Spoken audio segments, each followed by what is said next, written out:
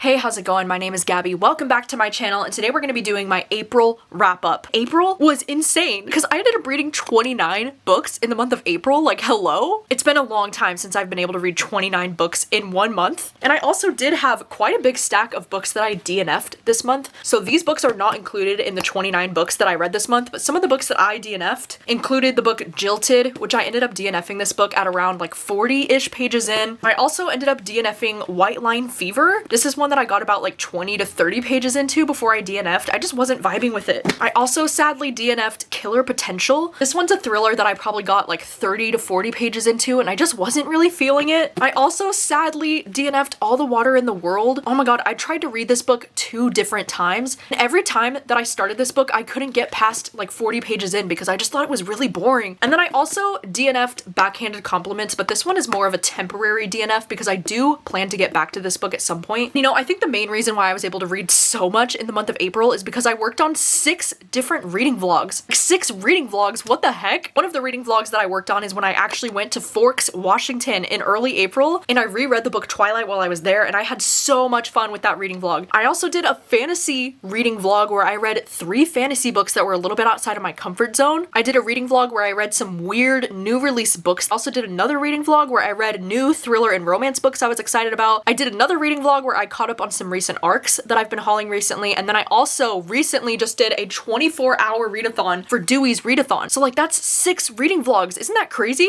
I also on Patreon in the month of April, I made an exclusive reading vlog for the new Emily Henry book, Great Big Beautiful Life. So that's technically 7 reading vlogs that I worked on in the month of April. And then in the month of April for my Patreon, I also worked on a video that was called What I've Watched. And this video is basically talking about all the different TV shows and movies I've been watching in the last couple of months. I also did a review with my mom in this video for the new Aristotle and Dante movie. And then I also did a review with my sister for the new season of Black Mirror, and we kind of talk about which episodes were our favorites and least favorites, and we tier ranked them and all that fun stuff. So for this wrap up, I figured the easiest way for me to do this would be to go from my lowest rated books all the way up to the highest rated books, because I think it's best that we start with the worst. But you know what else is also the worst? Getting spam phone calls and texts all the time and never knowing if my personal information has been exposed on the dark web. There are companies called data brokers who sell your data, and they do it without your consent, and they make billions selling it to marketers, scammers, and even stalkers. And while they are legally required to remove your information if you ask, they make the process of that confusing and difficult on purpose. That's why it's a really important time to be talking about today's sponsor, Aura. Aura alerts me if they find my phone number, email, or social security number on the dark web, and they're gonna let me know right away if anybody tries to use this information to access my credit cards or my bank account. Aura has so many incredible safety features all in one convenient app, including a secure VPN, antivirus, password manager, 24/7 monitoring, and more. It makes me so angry when I think about all of these data brokers just selling my data without my consent, and it should make you angry too. You can go to my link aura.com/gabbyreads to try 14 days for free, and that will be enough time for Aura to figure out if any of your personal data has been exposed, and you'll learn about it before one of these companies are forced to notify you about it. And if you haven't been a victim of fraud yet, then why are you still risking it? I know that I'm not leaving myself vulnerable, and you shouldn't either. So you can go to my link aura.com/gabbyreads to try 14 days for free. And thank you so much to Aura for sponsoring today's video. And now let's start with the lowest rated books. These are going to be my 1 and 2 star reads first.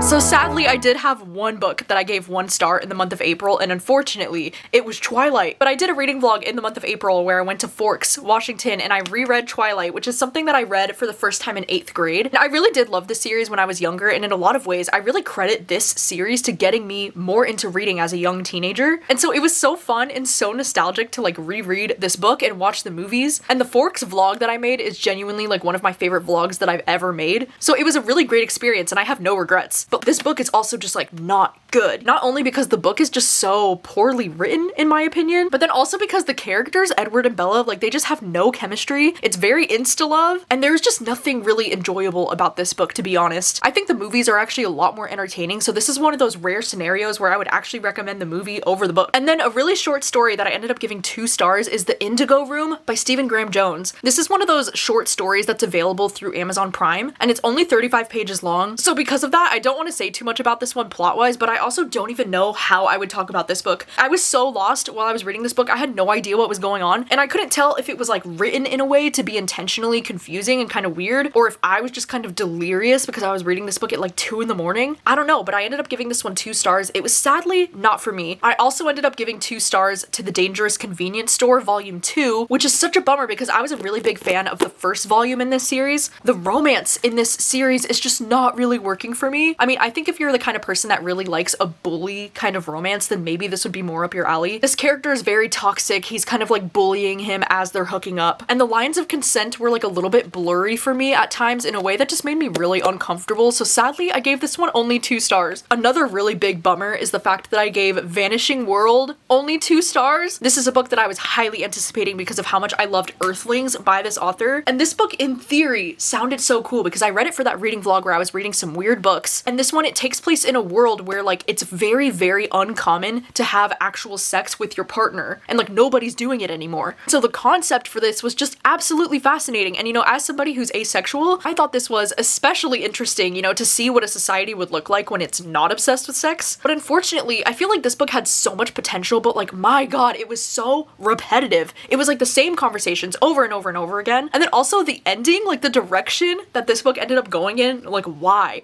Why did we have to go that way? I just didn't really like this one. It was 2 stars. And then another book that I read for that same reading vlog was Blob, and I also ended up giving this one 2 stars. Like, some of the weird books are just not delivering on the exact kind of weird that I want from them. This one has a really cool premise because it's about this woman who starts to fall for this blob. It's just this blob thing that's like slowly starting to like grow eyelids and like starting to grow an arm. And like, this book should have been everything. Like, it should have been really weird. It should have been really fun. This book was insanely boring because we're just following this very unlikable character in her day-to-day life, and she's actually really obsessed with this other guy. And then we get like a million flashbacks of like her childhood when she was like an asshole to everyone. And the whole thing with her falling in love with the blob is like such a small, insignificant part of this book when I wanted it to be more of like the main story. It was giving Hot Frosty, not in a good way. Another 2-star book that I had this month was Someone Knows by Vi Keeland. This is a new release thriller book that is coming out in the month of June, and I was really excited to check this out because I really did like Vi Keeland's last thriller, The Unraveling. This one ended up being such a letdown, and it sucks because I do think the premise for this one is actually really cool because we're following this woman who's a professor. Literally in the first chapter of this book, she tells you what she did in her past that was a little bit like, whoa, holy shit. One of her students that she's teaching in this writing class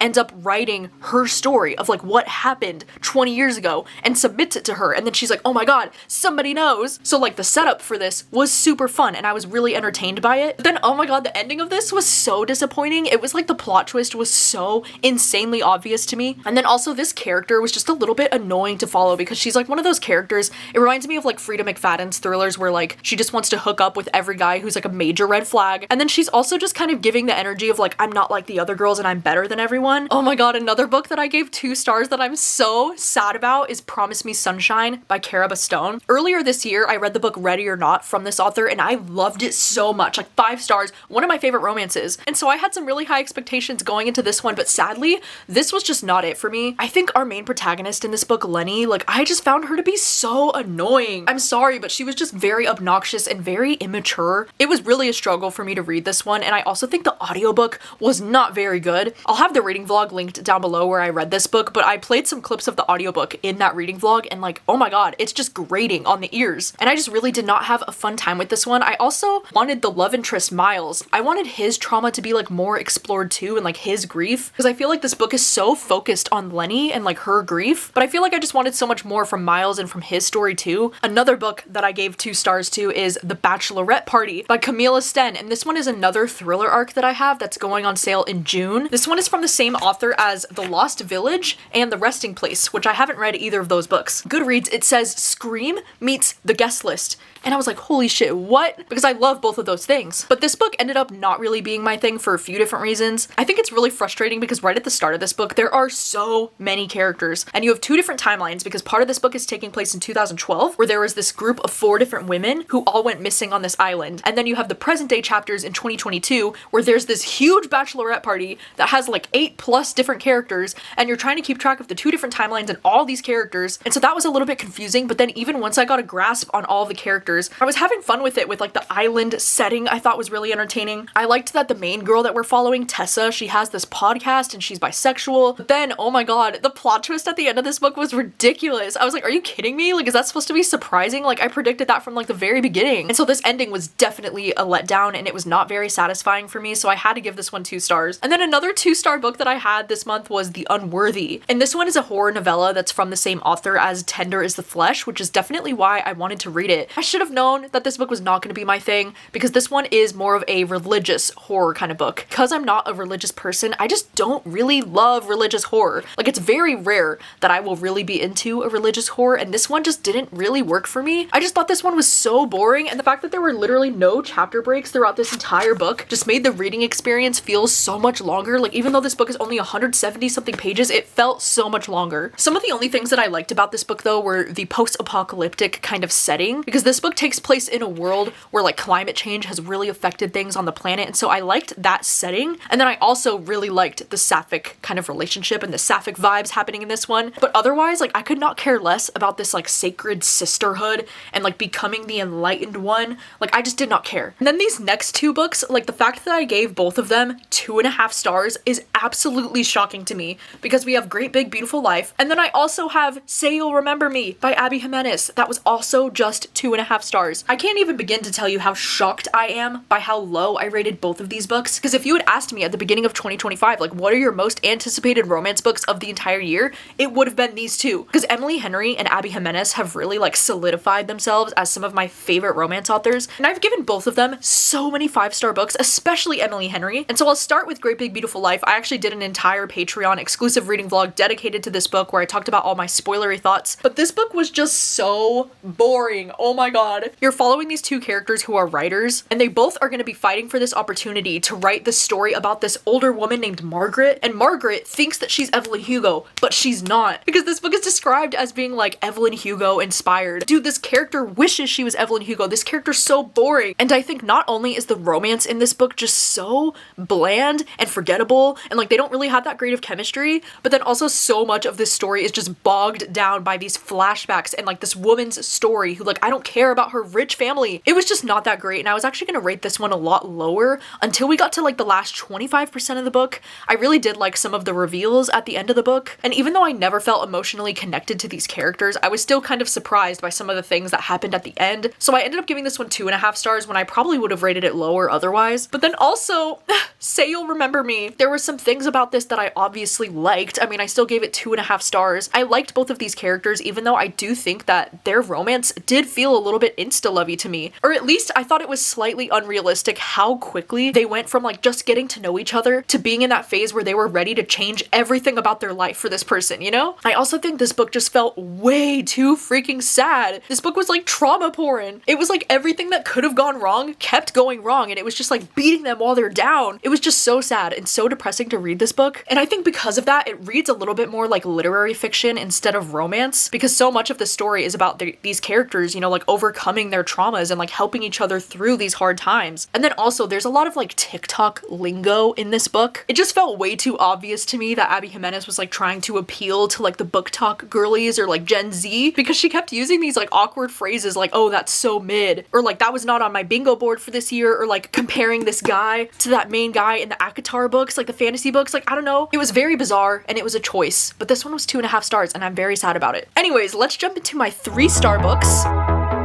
So one of the books that I ended up giving 3 stars to this month was this one called They Bloom at Night. This one is a young adult horror book, and basically there was this hurricane in this small town in Louisiana, and ever since then the town has had this weird red algae everywhere, and they also think that there's this creature in the water that's been like drowning some of the locals. And so this story is about how this main protagonist and then this other girl, Covey, are going to be trying to get to the bottom of like what's happening in the town. And I think for me the best aspect of this book is how much it has to say about like identity and gender and what it's like to try to navigate those things as a young person. One of the quotes that really stuck with me from this book is when it said, "Monsterhood is a girl's body you don't belong in." And I feel like that really captures the vibes of this. I think some of the horror aspects in this book could have been stronger, but it was still a good read, and I'm glad that I read it, and it was 3 stars. Another 3-star book that I had this month was Tell Me What You Did by Carter Wilson, which this one ended up being my BookTube book club pick for the month of April. If you missed the live show that I had with Jordan and Steph, I will have it linked down below, but we all kind of felt pretty meh about this one. I thought the setup of this was so fun and it was so engaging, and this book was definitely a quick read, but I just think the ending was a little bit unsatisfying because the twist in this book was super obvious to me, and so I wasn't really a fan of the direction that this book ended up going in, but the setup was really cool. Like, and this one has a really fun podcast element as well. I also thought it was really fun and really unique how this book had a lot of QR codes throughout the book that you could scan, and then you could see like little videos. So I wish more books would do something like that, but this one was unfortunately only 3 stars. I also ended up reading Shred Sisters, which this one is a literary fiction book that I've been dying to read ever since the Goodreads Choice Awards last year. And this one was on my radar because it's a literary fiction book about 2 sisters. We follow these sisters, Olivia and Amy, and we kind of follow these sisters over a period of years in their life. And this book was just really nice to listen to. Like, one of my favorite quotes from this book is when they said, "No one will love you more or hurt you more than a sister." And I feel like the sister dynamic and the sister relationship in this book was done really well. I think there were some aspects of the book that I found very interesting and I was really invested in, but then some aspects of the book I just didn't really care for. And I think I connected a little bit more with Olivia than I did with Amy. That's why this one ended up landing like somewhere around 3 stars for me. I also ended up reading Strange Pictures this month, and I ended up giving this one 3.5 stars. This one is a Japanese translated horror book that I had so much fun with, and I would say that instead of horror, this one actually feels like more of a detective or like a mystery type of story. But I really like with this one, there's a lot of different drawings and illustrations included throughout the book, and as you can see, the book is only 4 chapters long, and it's really cool because it's almost like each one of the chapters reads like it's its own short story, but then all of the chapters end up connecting in a way that I thought was really cool, and this was just such a fun and engaging read. I don't think I've ever read anything quite like this, and there really is something about Japanese translated stuff that is just so next level. And then I also ended up giving 3.5 stars to the new Frederick Bachman, My Friends. This one is actually publishing in the month of May, and this one is a literary fiction novel that follows a handful of different characters. So we follow this young teenage girl named Louisa in the present day, but then we also follow these characters 25 years ago. It's kind of hard to even explain like what this book is about because there's not really too much plot happening in this one. It's definitely more of a character-driven kind of story. And I think, God, you know, Frederick Bachman just has such a beautiful way with words, and he has this like weird kind of silly humor in his writing that I really like. I mean, sometimes it works for me and sometimes it doesn't, but for the most part, I really did like this one, and I really connected with these characters a lot, especially the character Ted. Like, some of the writing in this book is just so stunning. Like when it says, "There is a speed at which a heart can beat that you can't remember when you've stopped being young. There is art that can be so beautiful that it makes a teenager too big for her body. There is a sort of happiness so overwhelming that it is almost unbearable. Your soul seems to kick its way through your bones. You can see a painting, and for a single moment of your life, just for a single breath, you can forget to be afraid." Like, God, is that not some of the most gorgeous writing? I really enjoyed this one. I give it 3.5 stars, and I do think if you like Frederick Bachman's style, then I do think you're probably gonna love this one too. All right, now moving on to my 4-star books.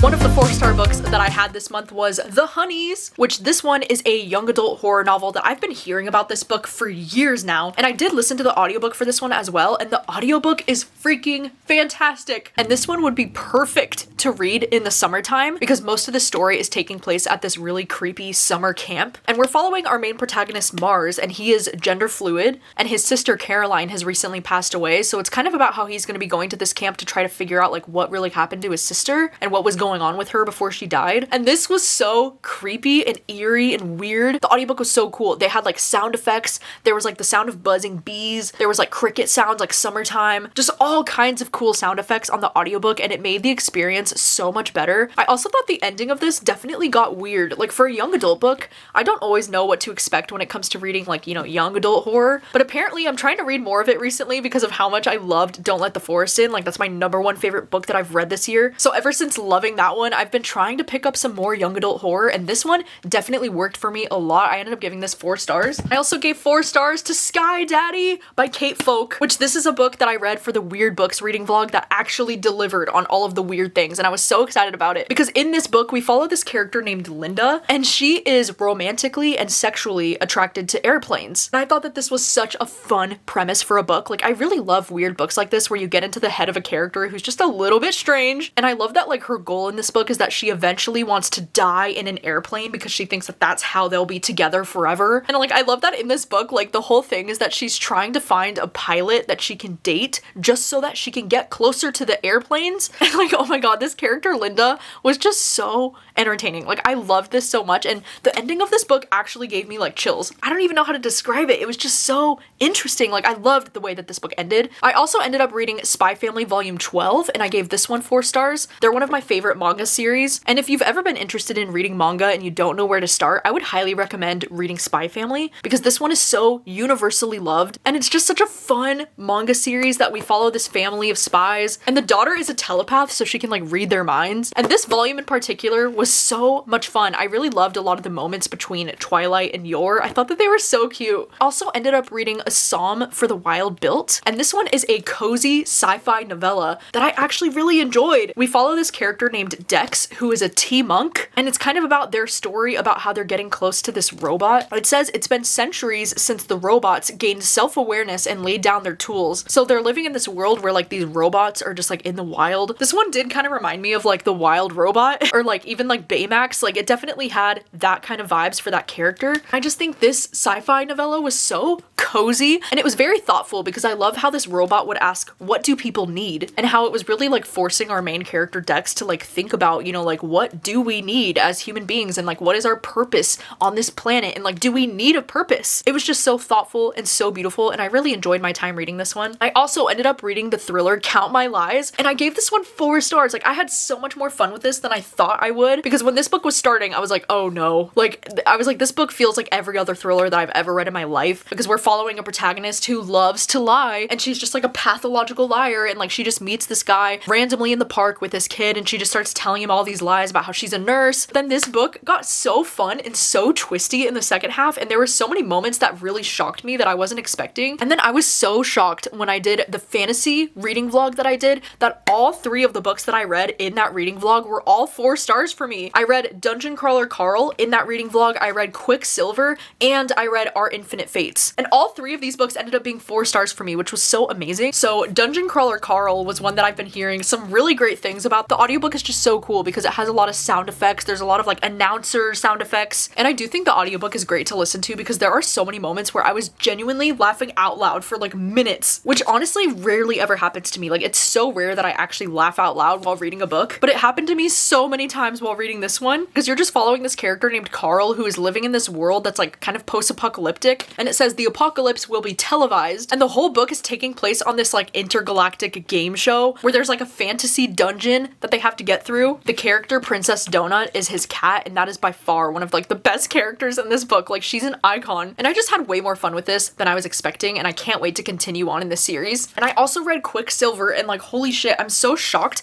that I liked this one as much as I did because this is a romantasy book, and I wasn't sure if this genre was going to be my thing or not. And there were definitely some parts of this that I thought were a little bit cheesy or like a little bit cringy, but for the most part I was really entertained by this one. And it's crazy that this book is almost 700 pages, and yet I was able to finish it in just a few days because of how entertained I was. And in this book the fantasy elements are that we're following characters who are involved in like alchemy and fae, and I actually really liked the romance between this main girl character and this guy Kingfisher. I think I definitely preferred the second half of this book though because I didn't really get invested until after I hit the 300 page mark, and then by that time I was really into it and I loved the second half of this book, and I do think that I enjoyed this enough to continue on in the series. So like that's crazy. I also read Our Infinite Fates, which this is another one that I ended up really liking. I was curious about this one because I saw that it got compared to The Invisible Life of Addie LaRue, which is like one of my favorite books of all time, because in this story you're following these 2 characters who have lived for thousands of years, and every time they get reborn they're fated to meet each other and then have to kill each other before their 18th birthday. And so I really like the way that this book was written because we're reading it in the present day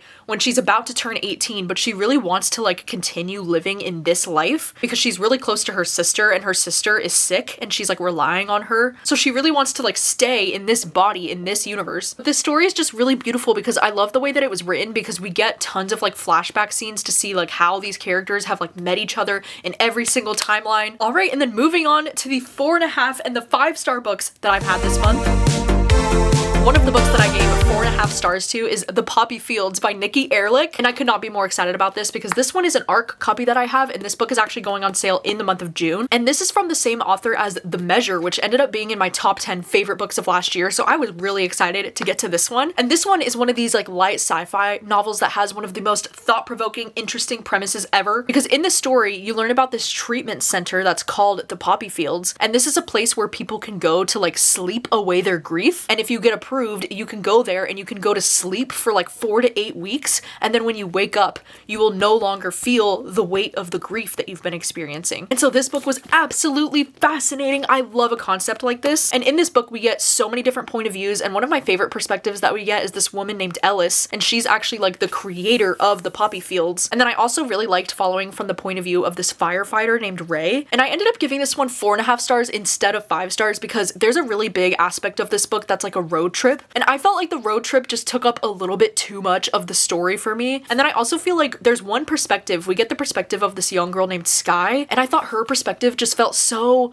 meaningless. Like, I just feel like she could have been cut from this story and it would have been even better. Overall, I loved this one so much. I loved the way that this book wrote about sibling dynamics, and I think the way that this book wrote about grief was just so beautiful and it was so stunning. And then another book that I gave 4.5 stars to is The Bright Years. This is one that I was really excited to read, and I actually just listened to this on audio. It's a really quick audiobook. It's only 8 hours long, and this one is a literary fiction novel that follows this family that was growing up in Texas. Something that I really like about this book is that we're following a family of 3. It's just the mom, the dad, and the daughter, and I really love that in this book we get the perspective of all 3 of these characters at different points in their lives. It was just written in a way that was like so beautiful. There were so many quotes that I wanted to take note of that I just thought were so stunning, and I also just really connected with these characters, and it was written in a way that was so emotionally moving. Like, by the ending of this book I was like, oh my god. But the way that this book talks about, you know, like alcoholism and like addiction, it was written in a way that felt very real. And I think that if you've ever dealt with any kind of like addictions or like alcoholics in your family, I think this one is especially gonna hit close to home. But I love this. I thought it was so gorgeous. I gave it 4.5 stars. And then lastly, the 2 5-star books that I had this month. I mean, gosh, what a bummer that I only had 2 books that I gave 5 stars out of 29 things, but I'm very happy with the 2 5 stars that I had this month, and I just want to scream from the rooftops about them. One of them was Everyone in This Room Will Someday Be Dead by Emily Austen. This one is kind of like this literary fiction novel where we're following this woman named Gilda, and she is an atheist lesbian who accidentally gets this job at a Catholic church. And so much of this book is about her anxiety because she's always thinking about death and like how strange it is that we're all just existing here temporarily until we die. And like being in the head of this character was like so relatable for me, like so weirdly relatable. She would vocalize so many things that like I've always thought or I've always felt myself, but I never knew how to vocalize those feelings. I just absolutely love the way that this book was written. I absolutely loved this character so much. Like, I connected with her a lot, and I just loved